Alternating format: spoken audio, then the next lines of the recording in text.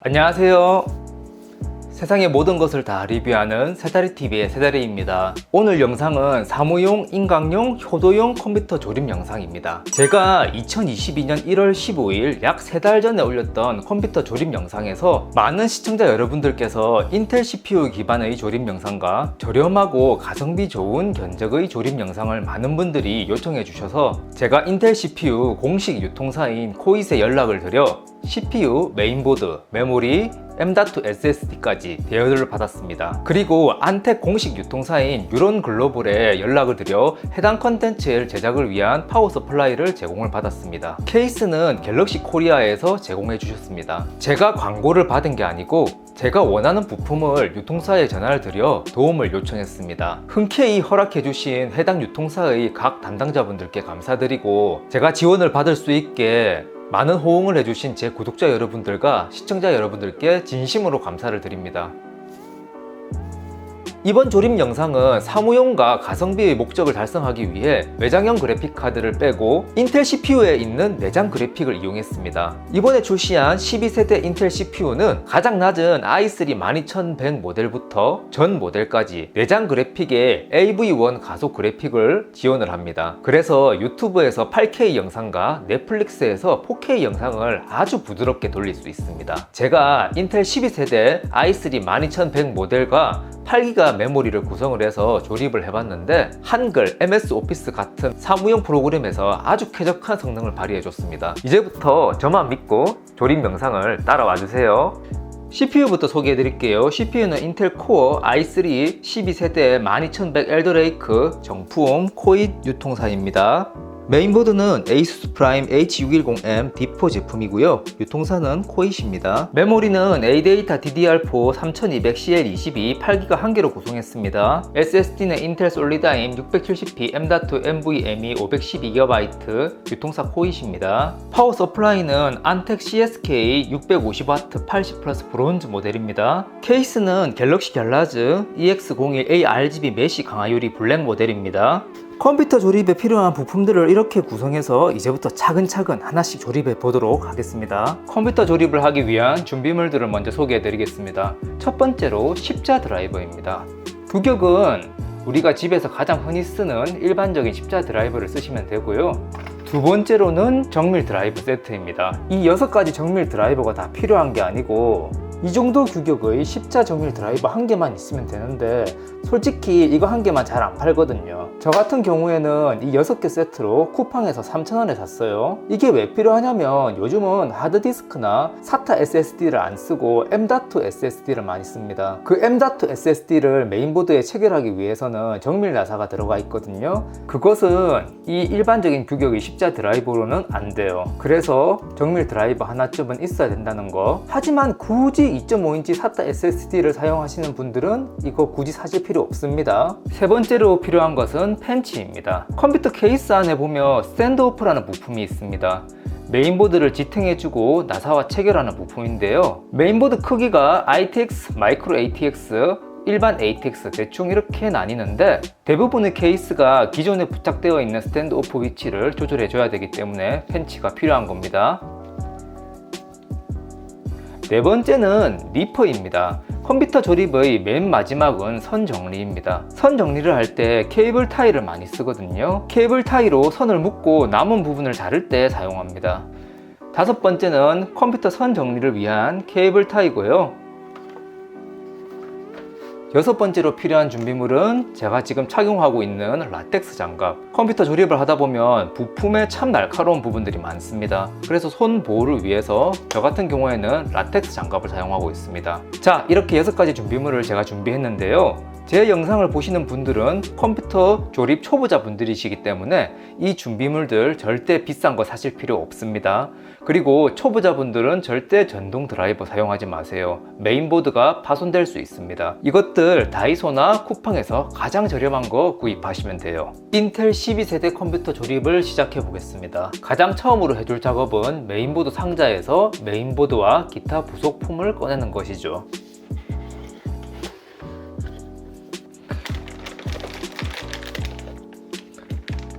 메인보드 본체이고요.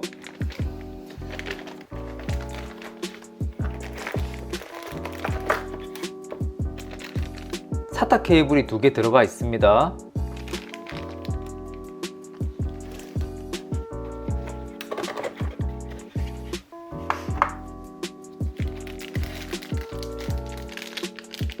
케이스 후면에 장착될 I/O 실드입니다.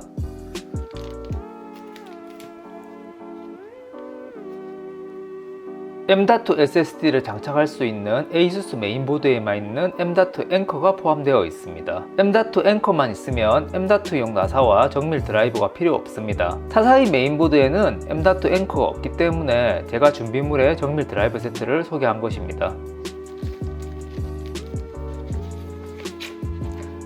그리고 각종 설명서랑 메인보드 드라이버 CD입니다. 참고하실 분은 참고하시면 되고요.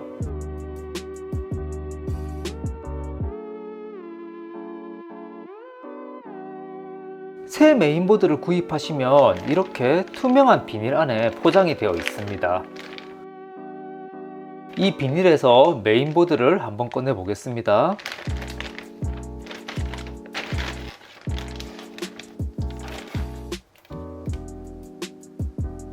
그리고 이 비닐의 용도는 조립을 할 때 메인보드를 이 위에 올려놓고 작업을 하게 되면 정전기 방지 효과가 있습니다. 혹시나 중고로 메인보드를 구입해서 이 비닐이 없는 경우에는 그냥 그대로 작업하시면 돼요. 비닐이 필수는 아닙니다. 이제는 인텔 CPU 상자를 개봉해서 CPU와 인텔 기본 쿨러를 꺼내 볼게요.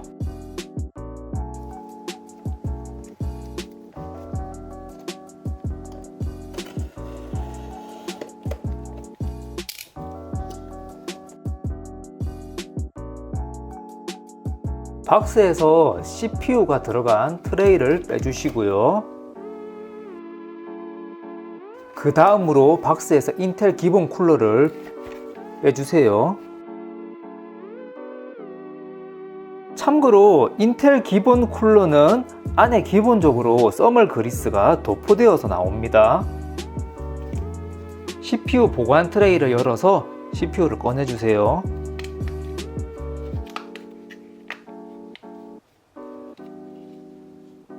참고로 인텔 CPU를 잡을 때는 기판 사이드 부분만 잡아주세요.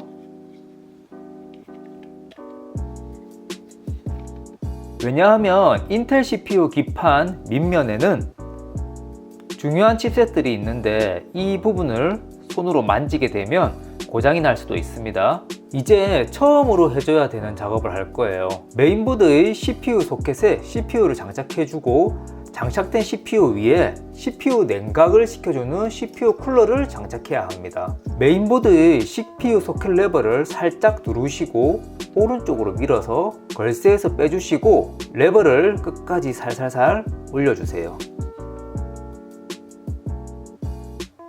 CPU 소켓을 덮고 있는 뚜껑을 위로 완전히 젖혀 올려주세요. 그러면 메인보드 CPU 소켓 안에 무수히 많은 핀들이 튀어나온 게 보이시죠? 이 CPU 소켓의 핀 부분에 이물질이 들어가거나 이 핀들이 휘어지거나 부러져 버리면 메인보드가 고장이 납니다. 각별히 조심해서 다뤄주세요.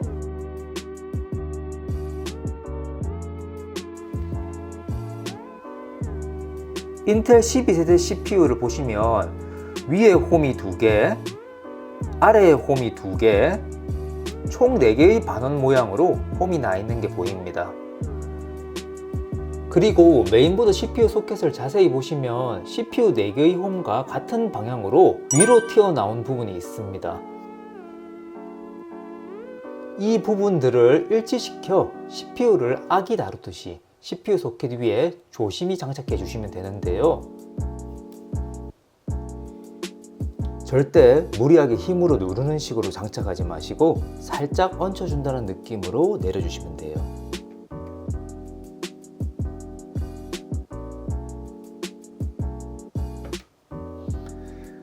그리고 CPU를 손가락으로 아주 살짝 움직여 보세요. CPU가 잘 고정이 되어 있다면 성공하신 거예요. 그리고 소켓 뚜껑을 CPU 쪽으로 완전히 내려주세요.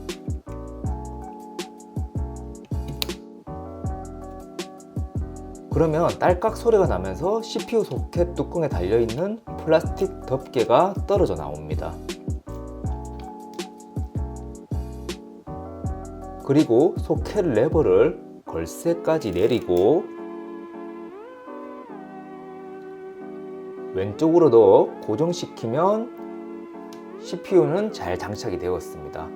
참고로 이 플라스틱 덮개는 메인보드 CPU 소켓에 CPU가 없을 때 소켓의 핀을 보호하기 위한 장치입니다. 이로써 메인보드 CPU 소켓에 인텔 CPU 장착은 끝났습니다.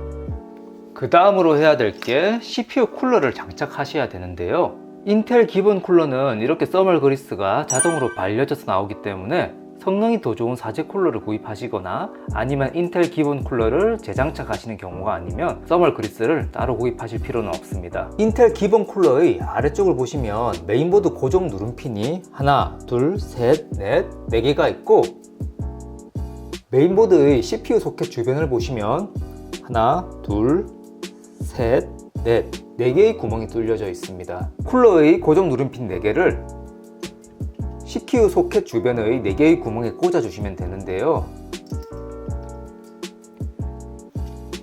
여기 쿨러에 달려있는 이 케이블을 CPU 쿨러 전원 커넥터라고 합니다. 이것을 메인보드의 CPU 냉각팬 전원 단자에 연결해야 쿨러에 전원이 공급이 되어 작동을 하는데요. 정확한 위치는 메인보드마다 틀리고 메인보드 설명서를 보시면 자세히 나와 있지만 거의 90%는 메인보드 CPU 소켓 근처에 친절하게 이렇게 CPU 팬이라고 적혀 있으니 여기다가 꽂으시면 되겠습니다. 그러면 이 위치로 쿨러를 구멍에 맞춰 넣고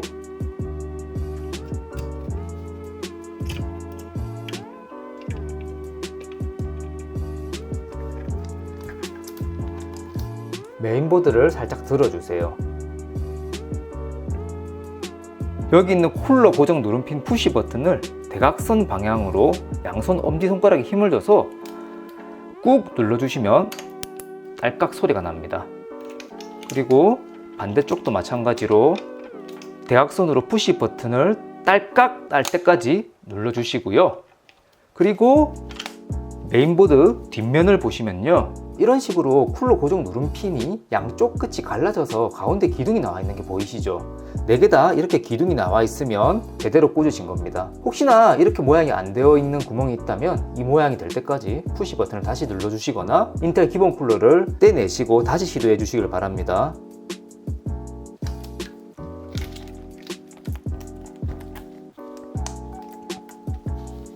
그리고 CPU 쿨러 전원 커넥터를 여기 CPU 팬이라고 적혀있는 CPU 냉각팬 전원 단자에 연결을 해야 쿨러가 정상적으로 작동을 하겠죠. 꽂는 거는 여기 모양을 맞춰서 이렇게 꽂아주시면 굉장히 간단하게 딸깍 꽂아줄 수가 있습니다.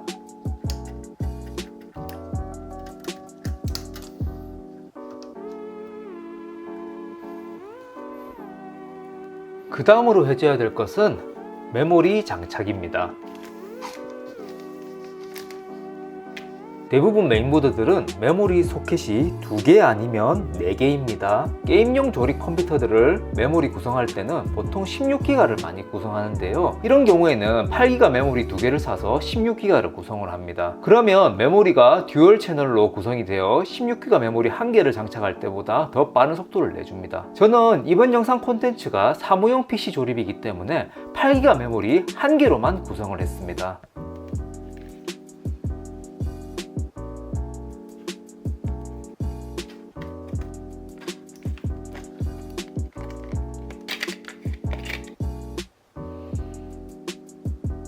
메모리 소켓이 2개인 메인보드에 메모리 1개만 꽂을 때는 2곳 중에 아무 곳에나 꽂으셔도 되지만 저는 2번 슬롯을 추천합니다. 왜냐하면 대형 사제 CPU 쿨러를 설치를 하면 1번 슬롯에 장착된 램이 CPU 쿨러와 간섭이 있을 수도 있기 때문입니다. 이 에이수스 메인보드 같은 경우에는 한쪽 슬롯이 이렇게 고정이 되어 있습니다. 이런 경우에는 반대쪽에 열리는 슬롯만 열어주시면 됩니다. 메모리 아래쪽에 뚫려있는 홈을 기준으로 한쪽은 길고 한쪽은 짧습니다. 그러면 메모리 소켓을 보시면 이쪽 면이 더 길고 저쪽 면이 더 짧은 것을 보실 수 있습니다.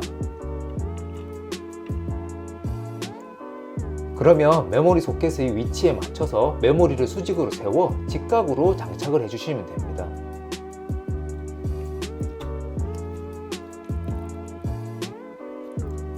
엄지손가락에 적당한 힘으로 밀어주셔야 메모리 소켓의 양쪽 레버가 닫힙니다.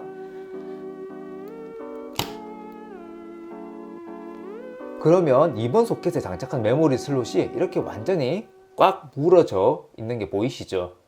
가끔 메모리 방향을 잘못 꽂으면 어떻게 되나요? 하고 물어보시는 분들이 계시는데,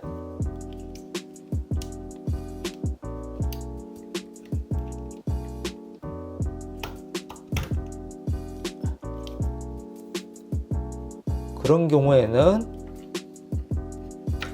이쪽 중간에 메모리에 있는 홈이랑 메인보드에 나와 있는 홈이 완전 위치가 틀린 게 보이시죠? 그럼 다시 꽂아 볼게요.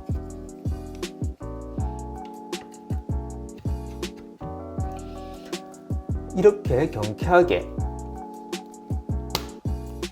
딸깍 소리가 나고 육안으로 봤을 때 램의 황금색 핀이 보이면 안 되고 레버 양쪽도 오므라진 상태에서 완전히 닫혀 있어야 됩니다. 메모리 장착은 끝났습니다. 이제는 M.2 SSD를 장착할 건데요. 요즘 출시되는 대부분의 메인보드가 M.2 소켓이 있고 2.5인치 SSD와 M.2 SSD 가격 차이가 많이 줄었기 때문에 저는 선 정리가 필요 없고 깔끔한 M.2 SSD를 추천해 드릴게요. 메인보드를 딱 보시면 M.2 소켓의 위치가 바로 보이지만 메인보드 제조사나 메인보드 급에 따라서 M.2 SSD 소켓 위에 방열판이 붙어서 나오는 경우도 있습니다. 이런 경우에는 메인보드 설명서를 보시면 되는데, 이 메인보드 같은 경우에는 이 한 곳에만 M.2 SSD 소켓이 있습니다. M.2 SSD 소켓에 인텔 솔리다임 670p M.2 NVMe 512GB를 꽂아 보겠습니다. 유통사는 코이시고요.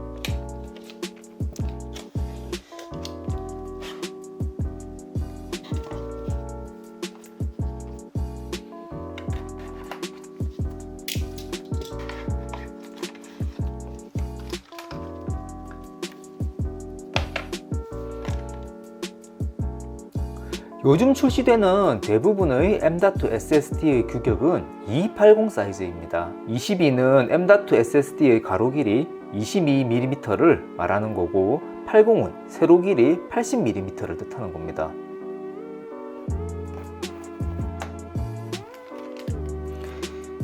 이 아수스 보드에는 정밀 나사가 필요 없게 M.2 앵커라는 것을 지원하고 있습니다. 이렇게 생긴 건데요. 이게 M.2 SSD를 지지해 줄 수 있는 M.2 앵커라고 하는 부품입니다. 에이수스 보드에만 있어요. M.2 앵커를 우리가 사용하는 2280 사이즈인 이쪽 구멍에다가 넣어 주도록 하겠습니다.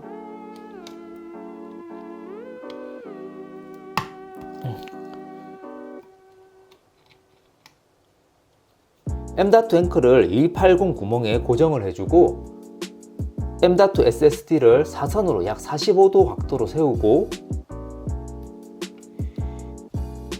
소켓의 끝까지 밀어 넣어주세요. SSD를 손가락으로 살짝 눌러서 지지해 주신 다음에 M.2 앵커 이 구멍에다가 이거를 집어 넣으시면 꾹 눌러주시면 이렇게 M.2 SSD가 안정적으로 장착이 된 것을 보실 수 있습니다. 이로써 M.2 SSD의 설치는 끝이 났습니다. 현재 메인보드 안에서 해줘야 될 것은 다 끝나고 컴퓨터 케이스에다가 메인보드를 설치를 하도록 하겠습니다. 작업 테이블이 협소한 관계로 메인보드는 이렇게 박스 위에 올려서 다른 곳에 잠시 보관하도록 하겠습니다.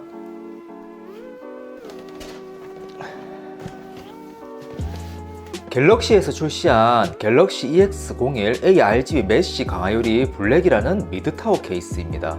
케이스 박스를 개봉해 보겠습니다.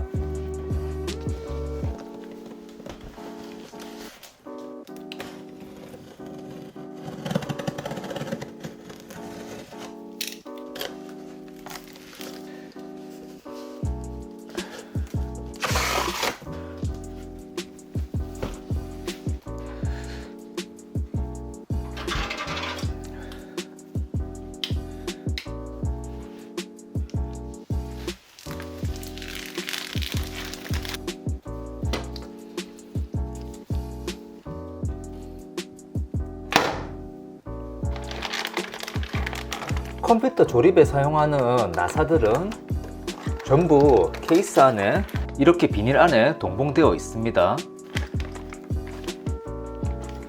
이 케이스 안에 메인보드를 고정하려면 먼저 케이스 강화유리 덮개를 열어줘야겠죠. 열어줬고요.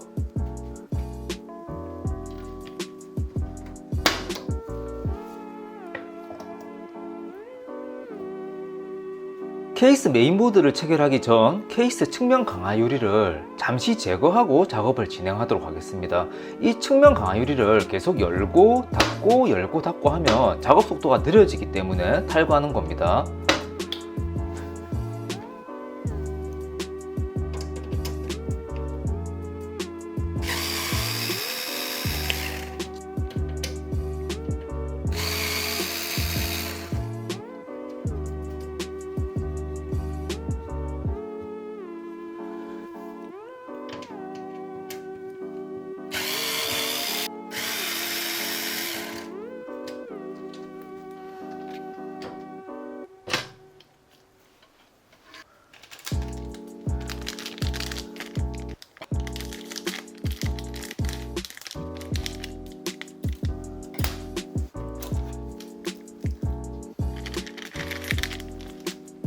케이스에 첫 번째로 해줄 일은 메인보드의 I/O 패널을 보호해주는 이 I/O 실드를 케이스 후면부에 장착을 해주셔야 됩니다. 여기 I/O 실드 장착 안하고 메인보드를 조립하게 되면 이렇게 케이스 후면에 I/O 패널이 그대로 드러나서 각종 외부 입출력 단자들을 잘못 꽂으면 메인보드가 고장이 날 수 있습니다. 이 I/O 실드의 장착 방향은 이렇게 오디오 포트가 밑으로 내려오게 위치를 잡아주시면 되고요. 이런 식으로요.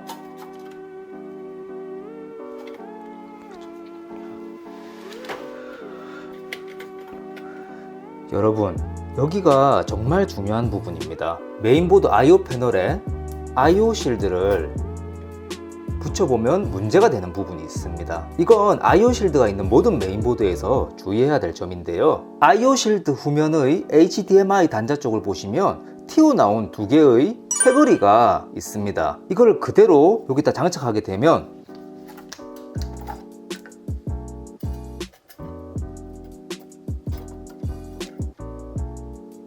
초보자들이 흔히 많이 하는 실수인데요. 메인보드 I/O 패널 HDMI 단자 안으로 이 쇠가 들어가서 HDMI 케이블을 못 꽂거나 아니면 이 쇠로 인해서 전기 쇼트가 나서 메인보드가 고장이 날 수 있습니다. 그래서 이 ASUS 메인보드 I/O 실드를 뒤집어서 튀어나온 두 개의 HDMI 새거리를 옆으로 이렇게 눌러주시면 됩니다.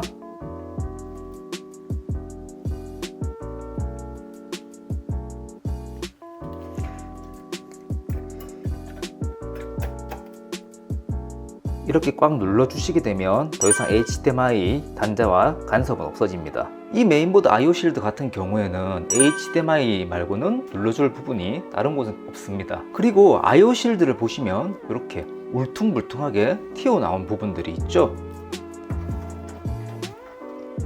케이스 안의 백패널 자리에 I/O 실드의 튀어나온 부분이 바깥을 향하게 해서 안에서 끼워 넣으시면 됩니다.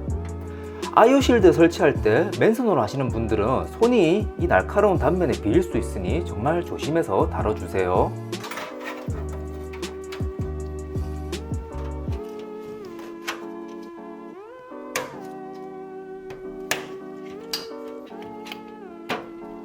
I/O 실드를 먼저 장착하고 메인보드를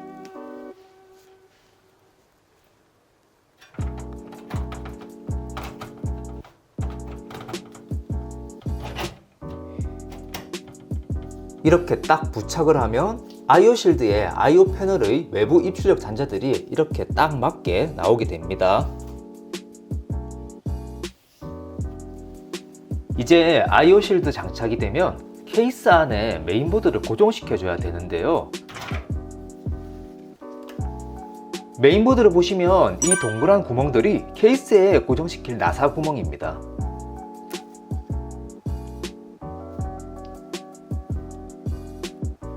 반대로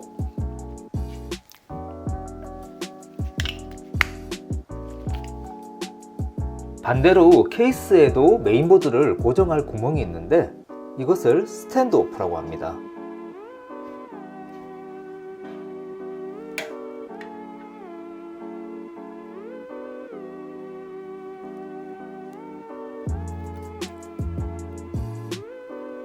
먼저 메인보드를 I/O 실드 외부 입출력 산자들이 다 나오도록 맞춰 보시고요.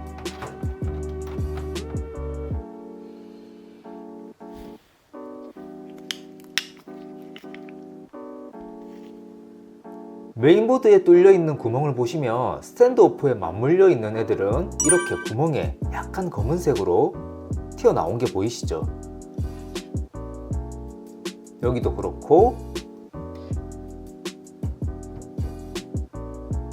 여기도 그렇고 여기도 그렇고. 하지만 스탠드오프가 없는 구멍은 이렇게 비어 있는 게 보이실 거예요. 여기요. 그러면 메인보드 맨 아래쪽 두 개의 스탠드오프가 없는 거거든요. 메인보드를 다시 탈거하고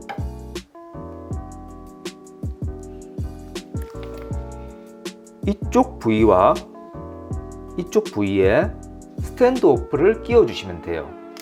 여분의 스탠드오프는 케이스를 개봉하면 같이 들어있는 이 비닐봉지 안에 나사 세트가 들어가 있습니다. 이제 컴퓨터 조립을 하려면 이 나사 세트들을 계속 써야 되는데 저 같은 경우에는 이 나사들을 전부 뜯어서 종이컵 안에 넣어줍니다.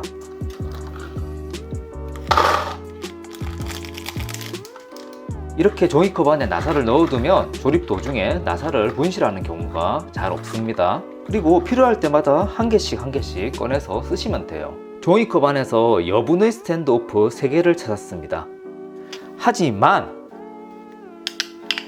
케이스 밑에 여기랑 여기 남아있는 2개의 스탠드오프를 펜치로 빼서 요 위쪽으로 위치를 이동시킬게요.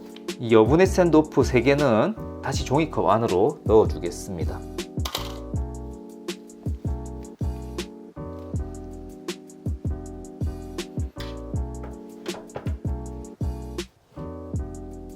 귀찮다고 스탠드오프 안 끼우고 메인보드를 그대로 조립하게 되면 무거운 CPU 쿨러나 무거운 그래픽카드를 지지하지 못해 메인보드가 휘어질 수 있습니다. 여기 있는 이 스탠드오프를 펜치를 써서 왼쪽으로 돌리면 탈거가 됩니다.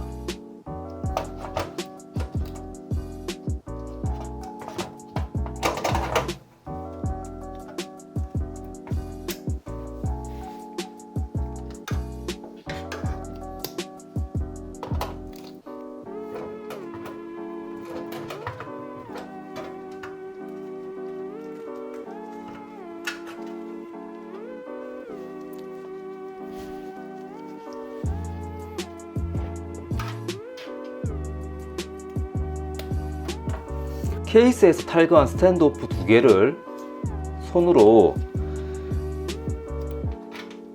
이렇게 먼저 가체결을 해주시고요. 살짝 가체결하면 더 이상 사람의 힘으로 안 돌아가는 부분이 있습니다. 그때까지 손으로 꽉 조아 주시고요. 이쪽 부위도 마찬가지로 손으로 가체결 할게요.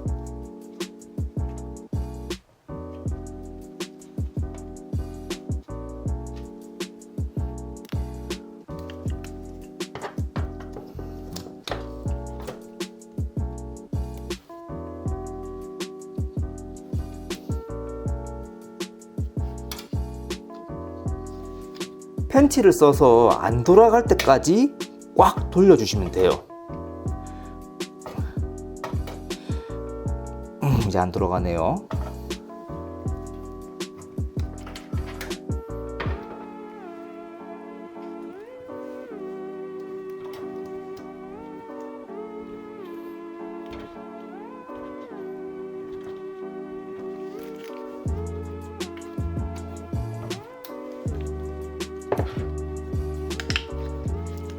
이제 마이크로 ATX 사이즈 메인보드에 맞는 스탠드오프 체결을 완성했습니다.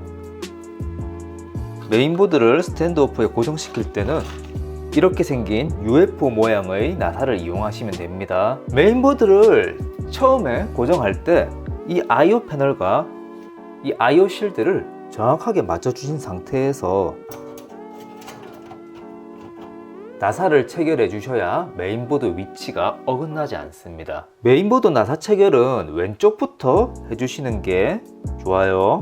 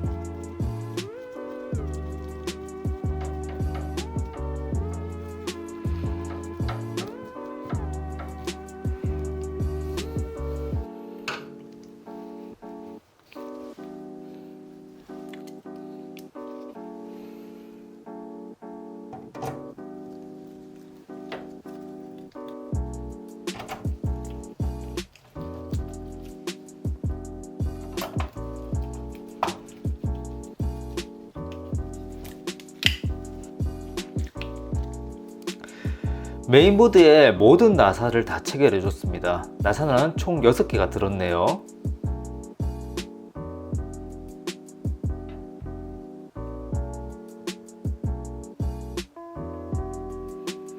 참고로 제가 조립한 메인보드 사이즈는 마이크로 ATX 사이즈입니다. 케이스를 살짝 들어도 메인보드가 잘 고정되어 있는지 한번 확인해 주시고요. 이제 파워 서플라이를 설치를 해줄 건데요. 현재 제가 사용하고 있는 갤럭시 케이스의 설명서를 보시면 이렇게 파워 서플라이를 어디에 장착하는지 인지해 주시는 게 좋아요. 설명서를 보시고요. 제가 조립하는 갤럭시 갤라즈 EX01A RGB 메쉬 강화 유리 블랙 케이스는 파워 서플라이를 케이스 반대쪽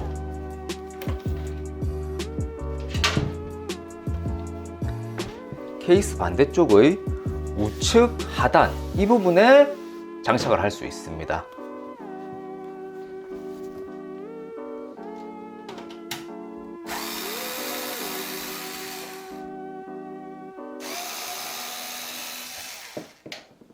케이스 측면 덮개의 2개의 나사를 풀어주고 케이스 측면 덮개를 오른쪽으로 밀어주시면 이렇게 분해가 됩니다. 이 부분이 파워 서플라이를 설치하는 공간입니다. 이제 케이스에 파워 서플라이를 설치를 해줄 건데요.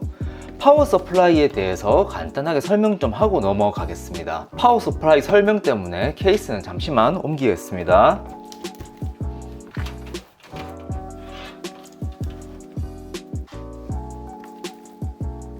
제가 고른 파워 서플라이는 일체형 방식입니다. 파워 서플라이 종류는 3가지가 있는데 풀 모듈러, 세미 모듈러, 그리고 제가 사용하는 일체형이 있습니다. 현재 박스의 파워 서플라이 사진을 보시면 일체형은 모든 케이블이 파워 서플라이 본체에 붙어 있습니다. 풀 모듈러는 모든 케이블이 분리되어 있어 필요한 케이블만 모듈에 꽂아서 사용할 수 있고요. 세미 모듈러는 중요한 케이블은 일체형으로 되어 있고 추가로 장착해야 되는 케이블은 모듈 방식으로 꽂아서 사용할 수 있고요. 제가 선택한 일체형은 모든 케이블이 전부 나와 있는 방식입니다.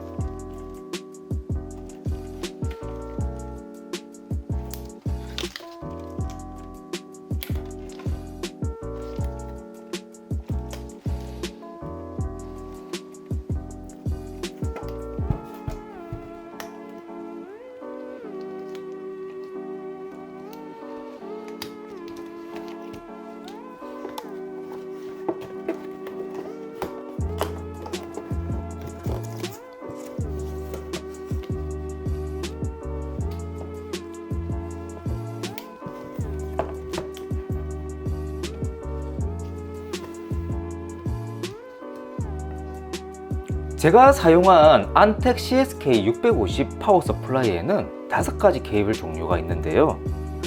첫 번째로 메인보드에 주 전원을 공급하는 24핀 메인 커넥터 하나, 두 번째로 메인보드에 CPU 보조 전원을 공급하는 4+4인 8핀 커넥터 1개, 세 번째로 그래픽카드에 전력을 공급하는 PCIe 6+2인 8핀 커넥터 4개, 네 번째로 3.5인치 하드디스크 또는 2.5인치 SSD 또는 수랭 컬러나 케이스 팬에 전원을 공급하는 SATA 전원 커넥터 6개,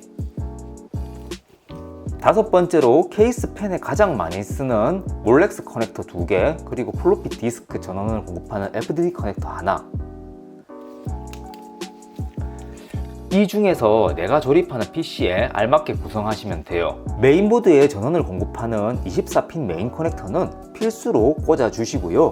CPU 보조 전원은 메인보드마다 다 틀린데 4핀만 필요한 메인보드, 8핀만 필요한 메인보드, 12핀만 필요한 메인보드, 16핀이 필요한 메인보드 제각각입니다. 보통 보급형 메인보드는 이 8핀이 대부분인데 CPU에 오버클럭이나 PBO를 설정하시면 전압이 더 필요하니까 여기서 12핀이나 16핀까지 확장되는 경우가 있습니다. 제 메인보드의 CPU 보조 전원은 8핀으로 구성되어야 해서 CPU 보조 전원을 공급하는 8핀 커넥터 1개를 꽂아주도록 하겠습니다. 그 다음으로 그래픽카드에 전원을 공급하는 PCIe 커넥터의 숫자를 결정해야 되는데요. 제가 이번에 조립할 사무용 PC는 인텔 CPU의 내장 그래픽만 이용해서 이 PCIe 커넥터는 필요가 없습니다. 그리고 SATA 전원 커넥터는 1개만 사용할 건데요. 대부분 케이스들은 팬을 구동하기 위해 몰렉스 커넥터를 사용하는 반면 이 케이스는 ARGB 통합 팬 컨트롤러에 SATA 전원을 연결해주면 됩니다. 그리고 저는 몰렉스 커넥터랑 FDD 커넥터는 사용하지 않습니다.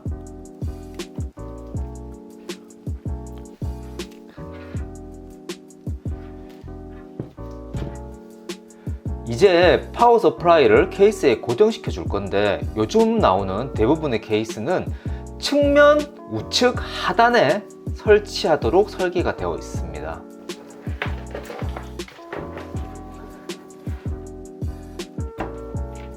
파워를 장착하실 때는 케이스 하단에 구멍이 뚫려 있는 쪽과 파워 서플라이의 팬이 있는 곳을 마주하게 해서 설치하셔야 합니다. 왜냐하면 파워 서플라이 팬 쪽에서 공기를 흡입을 해서 이 뒤쪽으로 열기를 배출하는 방식이기 때문에 이쪽 방향으로 설치를 해주셔야 돼요. 케이스에 파워 서플라이를 고정하기 위해 편하게 하기 위해서 잠시 케이스를 세우겠습니다. 파워 서플라이를 살살살 조정해 보시면 4개의 나사 구멍이 일치하는 게 보이시죠? 파워 서플라이를 케이스에 고정하는 나사는 케이스에서 제공하는 나사에 보면 포함이 되어 있습니다. 이렇게 생긴 육각 나사인데요. 이 육각 나사를 케이스와 파워 서플라이를 고정시켜 보도록 하겠습니다.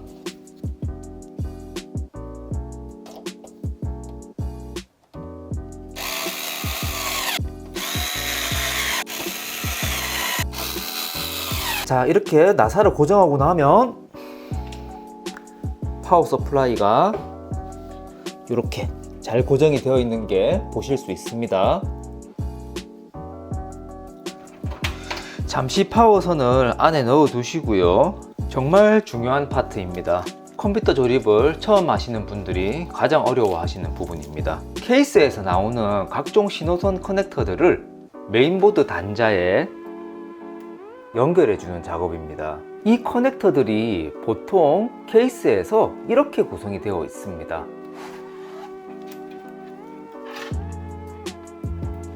일단 이 커넥터들이 케이스 상단부의 전원 버튼, 리셋 버튼, 전원 LED, 하드드라이버 활동 LED, 동그란 두 개의 스위치는 펜의 RGB LED 컨트롤러라서 상관이 없고요. HD 오디오 단자는 마이크와 헤드셋 두 개의 홀로 나눠져 있고요. USB 2.0 포트와 USB 3.0 포트로 되어 있습니다.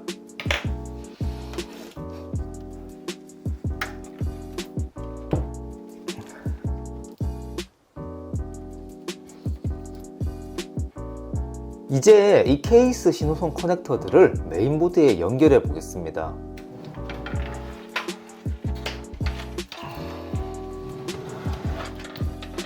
원래는 메인보드가 케이스에서 장착된 상태에서 꽂는 작업이지만 케이스 안에 들어있는 메인보드를 카메라로 촬영하게 되면 굉장히 잘 안 보입니다. 영상을 보시는 분들의 이해도를 높이기 위해서 메인보드를 다시 꺼내서 커넥터 연결법을 가르쳐 드리겠습니다.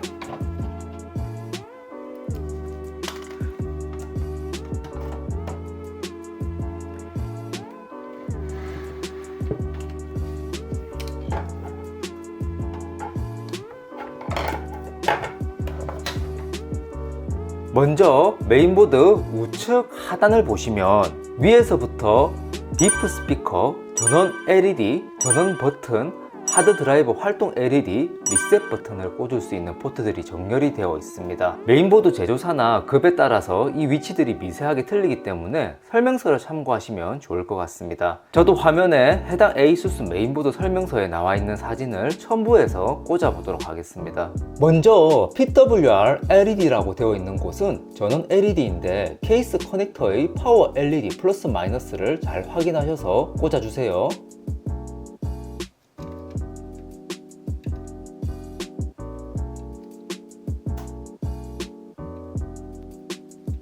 PWR BTN은 전원 버튼인데 이것은 플러스 마이너스의 극성 개념이 없기 때문에 그냥 해당 자리에 꽂아 주시면 됩니다.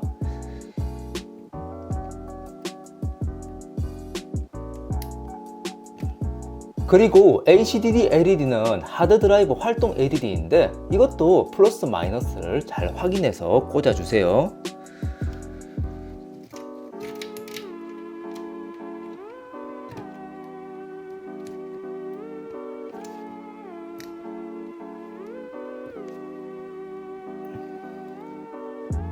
리셋은 리셋 버튼인데 이것 또한 플러스 마이너스의 극성 개념이 없기 때문에 그냥 해당 자리에 꽂아 주시면 됩니다.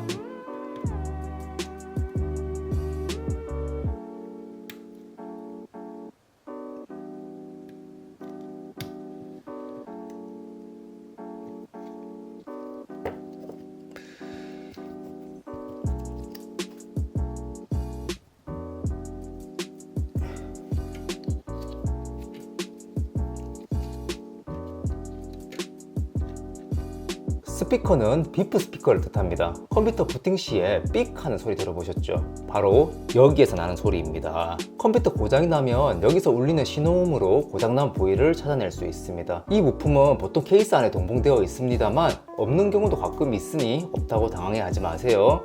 이것도 스피커 쪽에 이렇게 꽂아주시면 됩니다.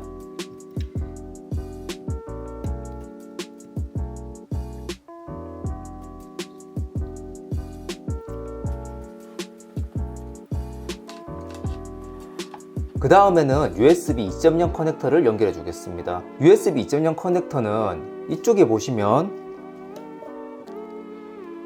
10개의 구멍 중 1개가 막혀서 9개로 되어 있습니다. USB 2.0 커넥터는 이쪽에 보시면 10개의 구멍 중 1개가 막혀서 9개로 되어 있습니다. 그러면 여기서 USB 914라고 되어 있는 곳을 보시면 한쪽 부분에 핀이 없죠. 바로 여기다가 꽂으시면 됩니다.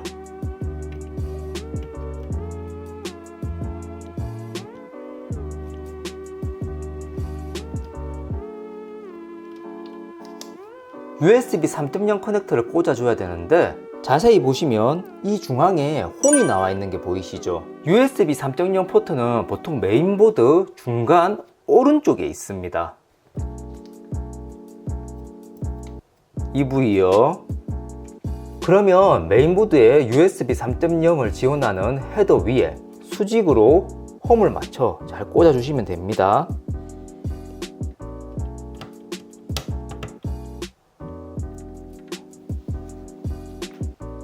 그리고 다시 메인보드 하단으로 내려오겠습니다.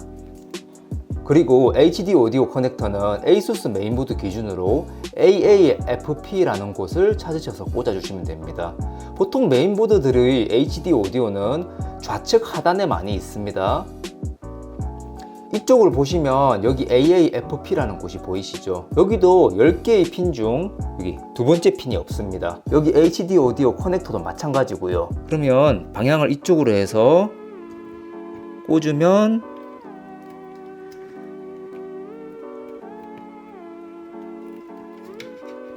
딱 맞게 들어갑니다. PWM 팬은 케이스에 기본으로 장착되어 있는 쿨링 팬들이 속도를 조절해주는 커넥터인데요. 이 커넥터는 메인보드에 CHA 팬이라는 곳에 꽂아주시면 됩니다. 이 해당 메인보드는 CHA 팬이 CPU 소켓 좌측에 하나만 있는데 바로 여기 있습니다. PWM 커넥터를 위치에 잘 맞도록 꽂아 보겠습니다.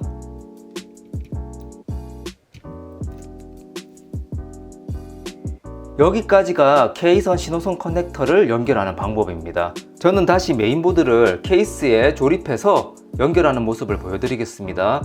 제가 메인보드를 꺼내서 보여드린 이유는 케이스 안에 들어있는 메인보드를 촬영하기가 굉장히 힘이 듭니다. 그래서 설명을 하기 위해서 뺀 것이지 저처럼 빼서 이렇게 설치하시면 절대 안 됩니다. 이제 케이스에서 나온 각종 신호선 커넥터들을 뽑아 주겠습니다.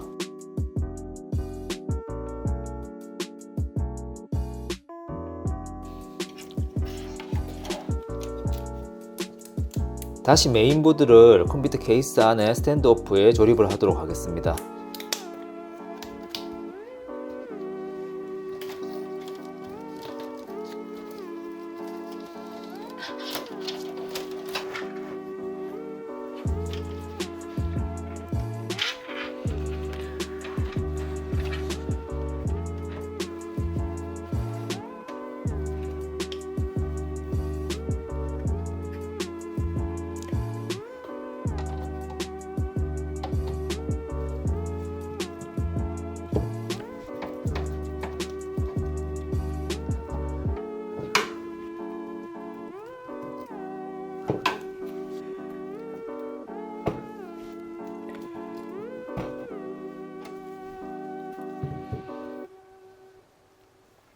이제 케이스 신호선 커넥터들을 케이스 안 메인보드에 꽂는 방법을 알려드릴게요.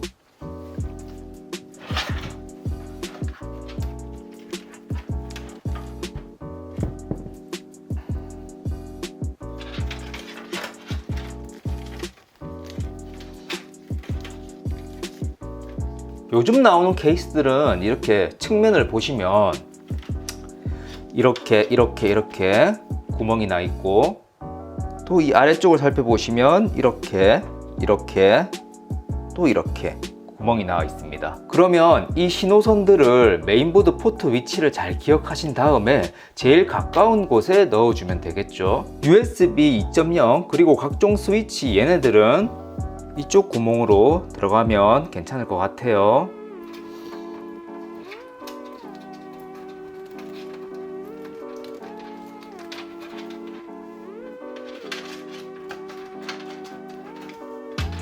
그리고 USB 3.0 케이블은 이쪽으로 들어가면 제일 가깝겠죠.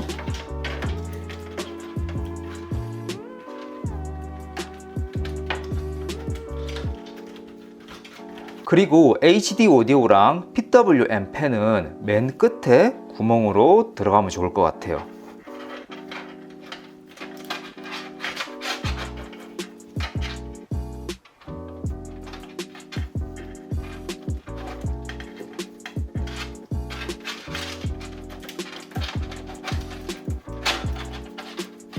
자, 이제 그러면 잘 들어갔는지 케이스를 한번 뒤집어 보겠습니다.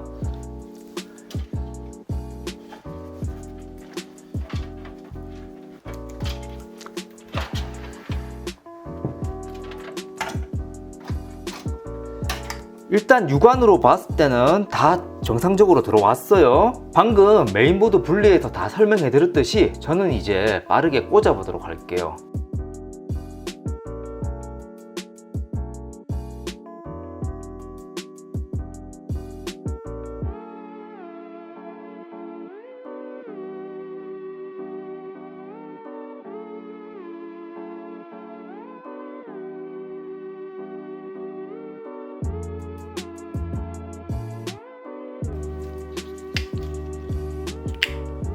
이제 신호선 커넥터를 메인보드에 다 꽂았습니다.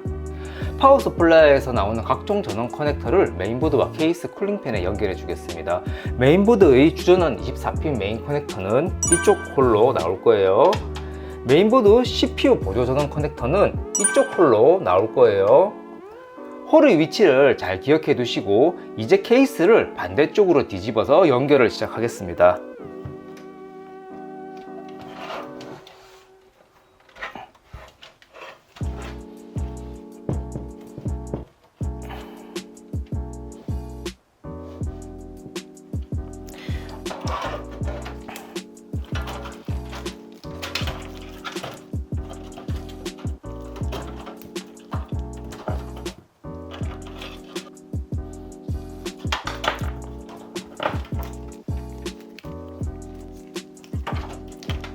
먼저 메인보드에 주전원을 공급하는 24핀 메인 커넥터 한 개를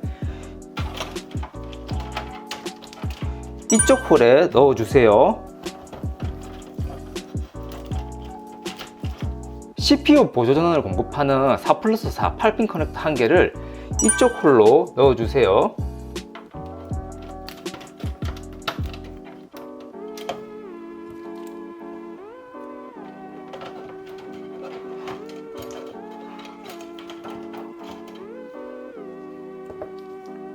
케이스 쿨링팬은 보통 몰렉스 케이블을 많이 이용하는데 이 갤럭시 케이스 같은 경우는 ARGB 통합 팬 컨트롤러를 이용해서 케이스 쿨링팬에 전원을 공급하기 때문에 여기 사타 파워라고 적힌 밑에 보면 사타 전원 단자가 있습니다.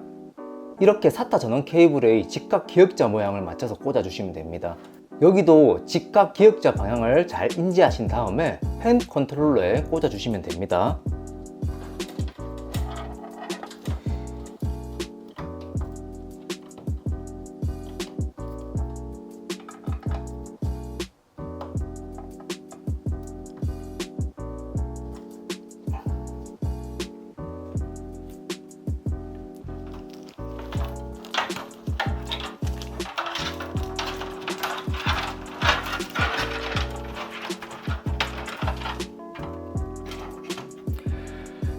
이제 반대쪽 측면으로 넘겨졌던 전원 커넥터들을 연결하게 케이스를 반대쪽으로 돌리겠습니다.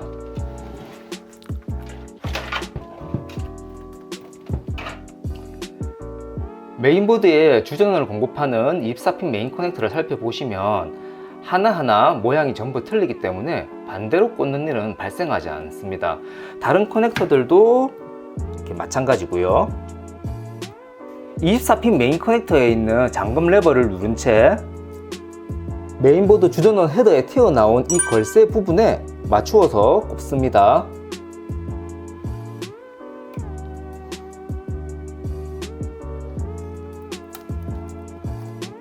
완벽하게 꽂힌 모습을 보실 수 있습니다. CPU 보조 전원을 공급하는 4+4 8핀 커넥터 잠금 레버를 누른 상태에서 여기 보시면 헤더가 튀어나와 있는 걸쇠 부분에 맞춰 꽂아 주시면 됩니다.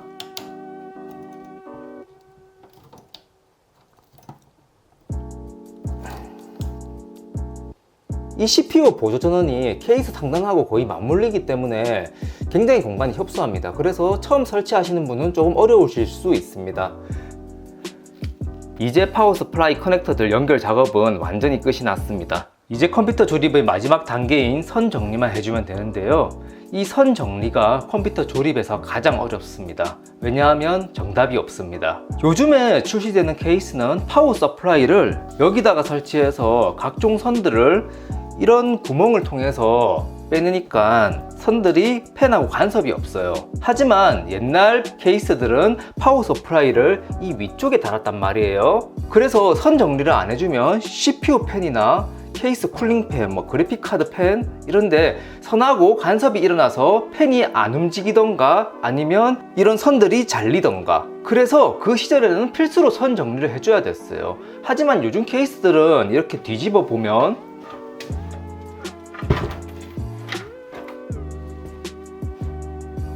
이 뒤쪽에는 팬이 존재하지 않고 간섭이 일어날 것도 없기 때문에 여기서 바로 케이스 뚜껑 닫기만 하면 돼요. 하지만 그래도 보기 싫으니까 선 정리를 해주는 거예요.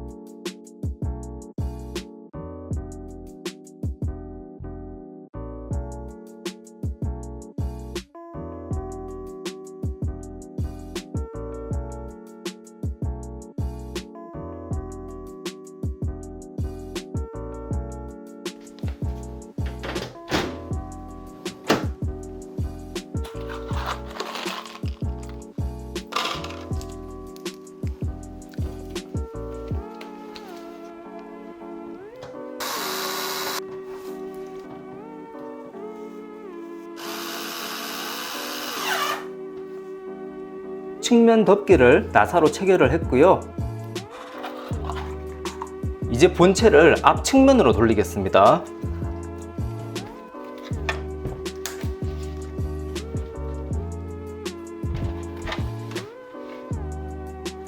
컴퓨터 초반에 떼어냈었던 앞측면 강화유리를 다시 부착하겠습니다.